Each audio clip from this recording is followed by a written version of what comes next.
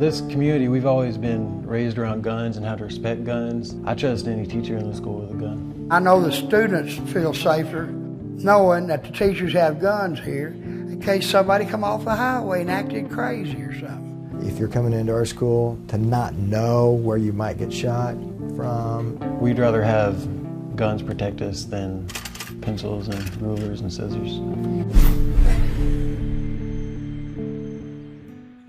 This is country, you know, it's a small town atmosphere. Everybody does for themselves, or a neighbor helps another do another thing. Best thing you can do when you live in the country is be prepared to deal with things yourself. In October of 2007, we passed our concealed handgun policy. I concocted the Guardian Plan and asked our attorneys if it was legal on the state and federal level, and they answered yes. Believe me, we've tried to figure out who has the guns. We still can't do it. It's not holstered on their hip or on their vest or whatever. It's hidden away really good. The length of side 8. And when they decided to go with the policy, there was things happening in the world.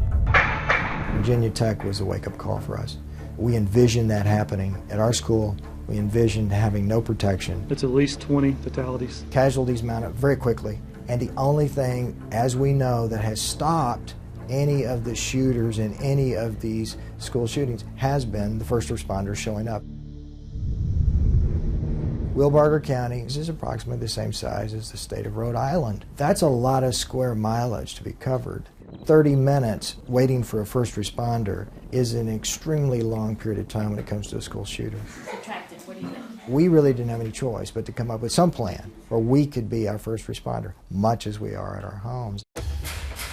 We know the layout of the school. We know who the good people are, who the bad people are. We're going to be able to assess very, very quickly what's going on.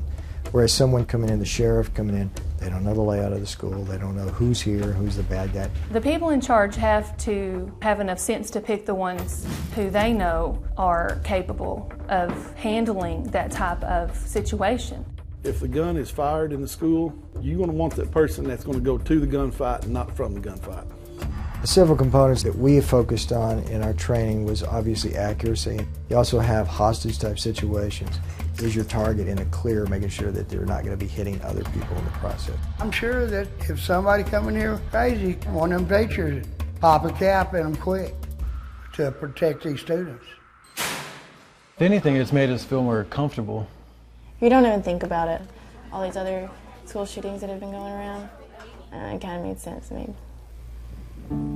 After Sandy Hook, I've been contacted by, I've lost count of the number of school leaders. How can I do this in my community? What do I need to do? The majority of people in Texas that I've gotten calls from have been rural areas. We probably in a rural area have a tendency to do what was fashionable maybe in an urban area 150 years ago, simply because that's our lifestyle still.